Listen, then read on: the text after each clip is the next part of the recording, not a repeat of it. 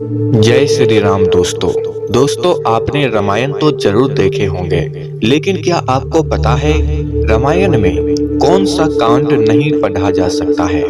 श्री राम ने कौवा को क्या वरदान दिया था, सीता जी गर्भवती कैसे हुई, सीता पृथ्वी के अंदर क्यों गई थी। आज हम ये सब प्रश्न का जवाब देने वाले हैं। दोस्तों, बहुत सारे लोग रामायण देखे हैं, लेकिन सीता पृथ्वी के अंदर क्यों गई थी, इसके पीछे का रहस्य बहुत सारे लोगों को पता नहीं है।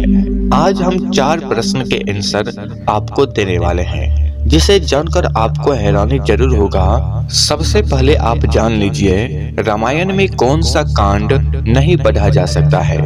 रामायण में मुख्य रूप से उत्तराकांड को घरों में पाठ के दौरान नहीं पढ़ा जा सकता है, क्योंकि कई विद्वानों और मान्यताओं के अनुसार यह वाल्मीकि रामायण का मूल हिस्सा नहीं माना जाता है और इसके बाद में जोड़ा गया था, जिससे सीता के त्याग और लवकुश की कथा जैसे प्रसंग है। आमतौर पर घरों में बाल कांड से लेकर लंका कांड तक का पाठ किया जाता है, जो राम के राज्याभिषेक तक की कथा है। अब आप ये जान लीजिए कि माता सीता पृथ्वी के अंदर क्यों समा गई, क्योंकि अयोध्या की प्रजा द्वारा उनके चरित्र पर लगाए गए झूठे आरोपों से दुखी होकर उन्होंने अपनी पवित्रता सिद्ध करने के लिए धरती माता से उन्हें अपनी गोद में स्थान देने की प्रार्थना की और धरती माता ने उन्हें अपनी पुत्री मानकर वापस अपने गर्भ में समाहित कर लिया। यह घटना उनके लिए एक अंतिम और निर्णायक प्रमाण था, क्योंकि वे लगातार अपमान सहने के बजाय अपनी पवित्रता को पुनः सिद्ध करने की अग्नि परीक्षा से गुजरना नहीं चाहती थी, खासकर जब राम ने उन्हें वनवास दे दिया था और उनके पुत्र लवकुश के सामने भी यह प्रश्न उठाया गया था।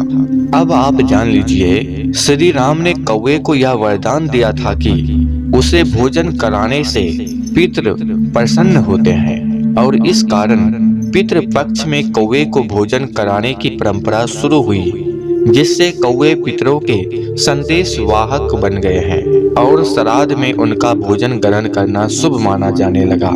यह वरदान इंद्रपुत्र जयंत के कौवे का रूप धारण करने और माता सीता को चोंच मारने के बाद मिला था, जहां श्री राम ने क्रोध में ब्रह्मास्त्र चलाया और फिर उसे कौवे के रूप में माफ करते हुए यह वरदान दिया। अब आपको यह जानकर हैरानी होगा कि माता सीता गर्भवती कैसे हुई। माता सीता का जन्म किसी माँ के गर्भ से नहीं हुआ था। वे धरती माता की पुत्री थी, जो राजा जनक को हल जोतते समय एक कलश में मिली थी। इसलिए उन्हें अयोनिजा कहा जाता है, जिसका अर्थ है योनि से जन्म न लेने वाली।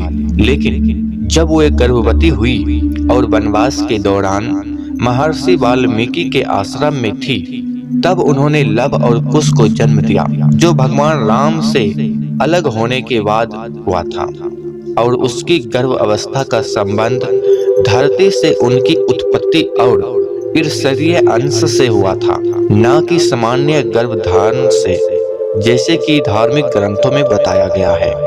अगर दोस्तों आप इसी तरह से वीडियो देखना चाहते हैं तो आप मेरे चैनल को सब्सक्राइब जरूर कर लीजिएगा और कमेंट में जय श्री राम जरूर लिखिएगा।